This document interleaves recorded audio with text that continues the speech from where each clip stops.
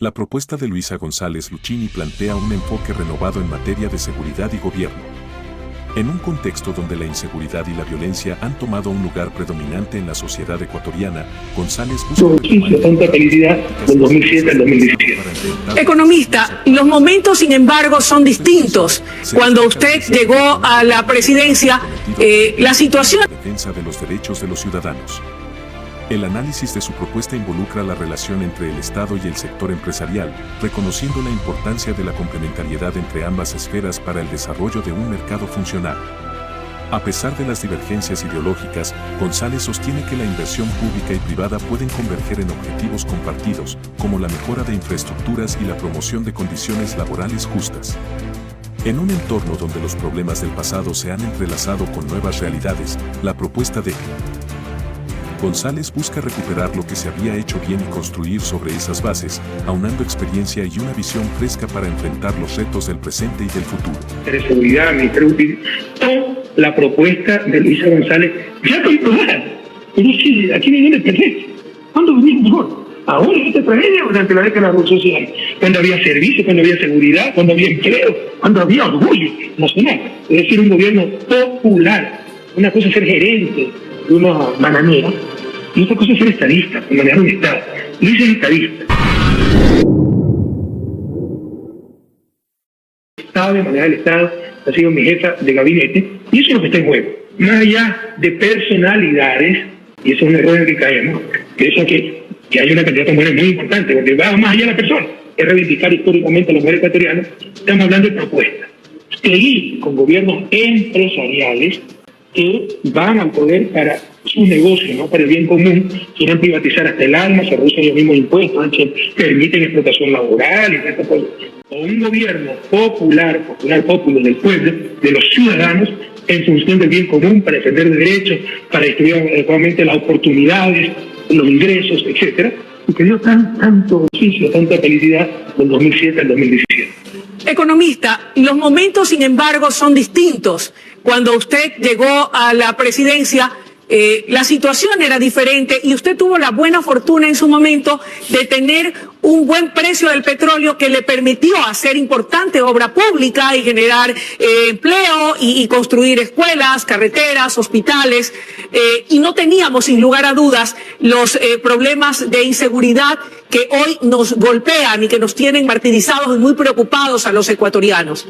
Hoy, que vivimos un escenario distinto, supongo yo que más allá de la experiencia que ya se tuvo y de lo bueno que se hizo y también de hacer un mea culpa de los errores que se cometieron, ¿qué será lo nuevo que trae la propuesta de la Revolución Ciudadana de cara al momento político actual, donde lo más grave y palpitante es los grandes niveles de violencia e inseguridad que, repito, y usted lo conoce muy bien, nos tienen de rodilla a los ecuatorianos e incluso marcaron en la campaña electoral un escenario inédito, nunca vivido antes en el país? Y con todo respeto, Luisa, nuevamente no concuerdo con lo que usted dice. Usted dice que hicimos las cosas bien porque tuvimos altos precios del petróleo. Por lo menos tuvimos dos crisis gravísimas en caída de precios del petróleo. En 2016 yo tuve a menos de $20 el petróleo, en 2009 a menos de $30. En 2008-2009 el mundo entero sufrió la crisis subprime, que puso en recesión a todo el mundo y al resto de América Latina. El año 2009 creció América Latina, pero nosotros crecimos. Y no está correcto lo que usted dice, por el contrario. Ahora tienen un razonable precio del petróleo y no han hecho absolutamente nada. Y ahora, y eso es lo de siempre, ellos crean los problemas para dar su solución. Entonces ahora, sí, toda inseguridad, violencia, es cierto. El miedo, el terror, ¿qué vamos a hacer? Bueno, evitarlo pues, en primer lugar, si ellos mismos lo causaron. Nos están vendiendo soluciones para los problemas que ellos mismos causaron. Pero quieren vender su solución, que porte de armas, que los rangos. Es un error gravísimo. ¿Por qué no sucedía con nosotros? Porque tuvimos políticas públicas integrales de seguridad, Ministerio de Seguridad, que coordinaban Fuerzas Armadas, Policía Nacional, Inteligencia del Estado, EQ911, Comisiones Binacionales de Frontera para actuar con Colombia, con Perú.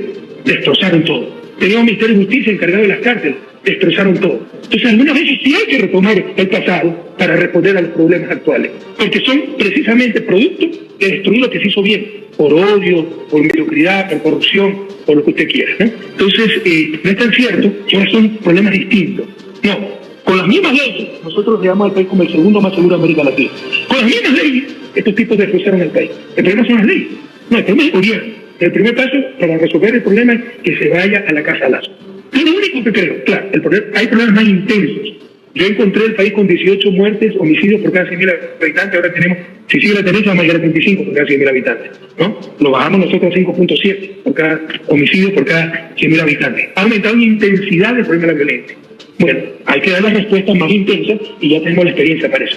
Sí hay una diferencia cualitativa, la única que le he dicho, diferencia cualitativa, que por primera vez en la historia el crimen organizado ha infiltrado el Estado. Ha infiltrado el gobierno, fuerza pública y fuerzas armadas.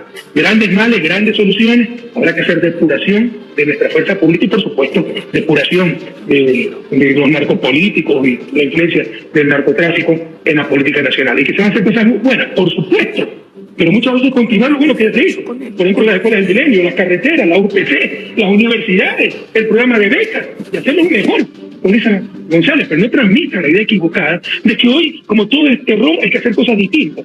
Para empezar, ¿por qué vivimos lo que vivimos? Por haber destruido todo lo que bueno que se había hecho. Hay que retomar eso bueno y hay que hacerlo mejor. Y Luis es la mejor persona, la persona más indicada para aquello. Economista, ¿cuál va a ser entonces el rol del Estado en un eventual gobierno de la candidata Luisa González? ¿Cómo va a ser la relación con el sector empresarial? La de siempre, pues. Pero si esos son de los tantos absurdos que se viven, ¿no? Que hay una oposición entre Estado y sector privado, entre Estado y mercado. Hay complementariedad. Para que exista el mercado debe haber Estado. ¿O quién pone las reglas para que funcione el mercado? ¿Usted cree que la inversión pública no ayuda al sector privado? ¿Carreteras no ayuda al sector privado? ¿Energía no ayuda al sector privado? ¿Seguridad no ayuda al sector privado? Solo un necio lo puede negar. Y muchas veces hay sectores privados que están contra esa acción del Estado, como ocurrió en mi gobierno, donde se triplicaron las utilidades empresariales con respecto a la década anterior. Pero es cuestión ideológica. Es porque no nos dominan, no nos someten, no nos pueden poner ministros, no pueden explotar a sus trabajadores. Incluso ellos viven mejor con nuestras políticas, pero les encanta es demostrarse superiores. Ya es cuestión psicológica, ya es cuestión económica. ¿Cómo yo hubiera querido lidiar con empresarios que no hay, capitalistas? Los capitalistas de verdad, que busquen la rentabilidad de su negocio, porque qué más rentable su negocio que en el periodo de la Revolución Ciudadana. Lastimosamente tienen otra mentalidad política y de exclusión, ¿no? La verticalidad, o sea, a ellos les gusta dominar, y si hay un gobierno que no se somete a su designio, hay que tratar de acabar por todos los medios con ese gobierno. Ellos pueden hasta aplaudir un gobierno que le dé mejores escuelas a los hijos de sus empleados públicos, pero son capaces de asesinar a un presidente que busca darle las mismas escuelas que sus hijos. No quieren igualdad. ¿Qué les puede proponer? Ser 3 veces más próspero, pero igual al resto. Te lo van a rechazar. Preferiría ser 3 veces menos próspero, pero desigual. Con esa mentalidad, yo creo que una de las cosas fundamentales del retraso de América Latina es muy difícil enfrentarlo, ¿no? Entonces, esa clase empresarial nunca nos va a apoyar, pero la verdadera clase empresarial entiende claramente que requiere Estado para que funcione el mercado, que requiere inversión pública para que haya inversión privada. Son complementarias, no son enemigas, no son excluyentes.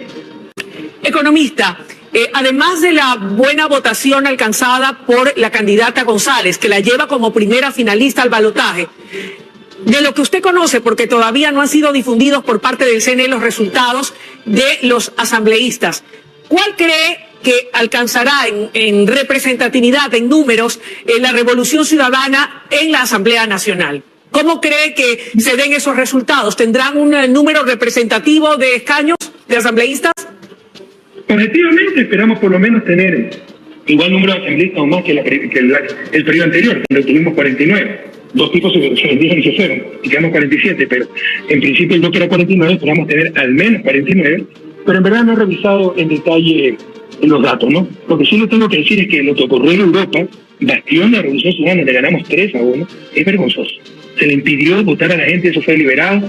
Si no fue el CNE, la misma Diana también ha dicho que recibieron ataques de 7 países, es su responsabilidad, pues, y obligan al voto telemático a proteger pues, el sistema para evitar esos ataques. Se dio el ataque, fíjese, 2017 votaron unas 88.000 personas en la primera vuelta presidencial en Europa, Asia y Oceanía. Ahora han votado alrededor de 25.000, 26.000 personas. Es decir, la tercera parte, una regresión democrática brutal. Yo creo que hay que repetir esas elecciones y ahí veremos quién gana y quién obtiene los 2 asambleístas por Europa, Asia y Oceanía. Pero en las condiciones actuales, eso es un gran fraude lo que se ha hecho. Le han robado el derecho a nuestros migrantes, sobre todo de Europa, pero hubo problemas en todos lados, sobre todo de Europa, le han robado su derecho a votar, y a nosotros nos están robando miles de votos para el binomio y para nuestras asambleas. Economista, debemos ir cerrando la entrevista y tal vez una pregunta final, con un mensaje final suyo para la militancia, para los simpatizantes y para quienes votaron mayoritariamente por la candidata Luisa González. Se viene esa segunda vuelta. ¿Por qué votar por Luisa González? ¿Por qué es ella la mejor opción? Bueno, mi gratitud es para todos, no solo para los que votaron por Luisa González. Tenemos que reforzar las cosas buenas, nuestro pueblo es heroico. En este ambiente de terror se ha roto récord histórico en participación. Nunca una primera vuelta ha pasado en participación, al menos el retorno a la democracia, del 82%. Hemos superado el 82% de participación, pese al terror que se vive, porque la gente tiene terror de salir de sus casas. Gracias a Dios, el heroico pueblo ecuatoriano superó ese terror y hay que superarlo, ¿no? Para recuperar el país, para resurgir de la patria, porque con terror no se ven las cosas claras. Por tanto, esa es la mejor opción. Creo que es evidente, ¿no? Es un proyecto probado, con equipo, con experiencia, una mujer muy capacitada, mientras los demás prometen, nosotros ya lo hicimos. Pero además de su capacidad, además de la garantía del proyecto político, que tanto beneficio da al pueblo ecuatoriano, es indudable. No podrán tapar el sol con un dedo, pese al odio, diciendo que fue suerte alto precio del petróleo, que se pactó con las mafias, todas las tonterías que se repiten a diario. Es innegable la década ganada del 2007 al 2017. Pero más allá de eso, le repito, están en juego dos modelos de gobierno. El gobierno empresarial, que hubo en los 90 y nos llegó a la crisis bancaria, que ha estado en los últimos 6 años impuesto en el país, que nos ha destrozado, porque están en función de su bolsillo, están en función de sus negocios privados. Cada vez que marcha mal algo público, educación pública, mejoran sus negocios privados, los colegios privados. Marcha mal la salud pública, mejoran sus clínicas privadas. Marcha mal la universidad pública, mejoran por sus universidades privadas. ¿Se han dado cuenta de eso? Es un conflicto muy grave de interés. Entonces, están en juego ese modelo de gobierno empresarial y un modelo de gobierno popular para la gente, en función del bien público, para la equidad, para la igualdad de oportunidades, para los derechos para todas y todos, como el que vivimos del 2007 al 2017 y que indudablemente nos dio tanto beneficio. Lo dicen todos los indicadores. Ya como aumentamos en el índice de desarrollo humano en Naciones Unidas, Banco Mundial nos subió de un país de renta baja a renta media, ¿no? Todos los indicadores dicen claramente los avances que tuvimos del 2007 al 2017. Eso es lo que tengo hoy. Un modelo empresarial como el de Moreno y Lazo, o un modelo, ¿no?, ciudadano, popular, como el que ya tuvimos del 2007 al 2017 y que nos dio tanto bienestar, tanto buen vivir a todas y todos los ecuatorianos.